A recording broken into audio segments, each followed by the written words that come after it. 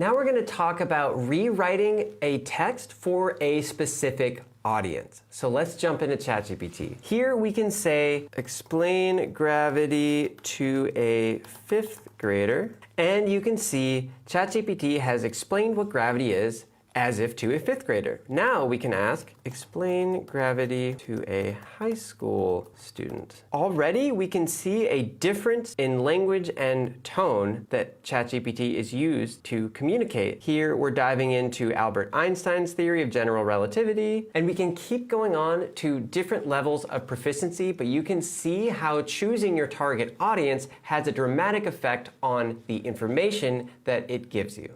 And lastly, we'll be explaining concepts to different fields or different industries to see how ChatGPT will break down information to be more digestible depending on what you already know. And here we can see that ChatGPT is explaining the increase in computing power to a software engineer. Next, we'll ask it to explain the increase in computing power to someone who works in marketing. We have to wait till it finishes before we can ask it a new prompt. So here you can see ChatGPT gave us 2 different articles for the 2 different industries and 2 different professions. The increase in computing power affects both of these industries, but ChatGPT is choosing how it's explaining it to the different fields because of the prior knowledge that they probably have.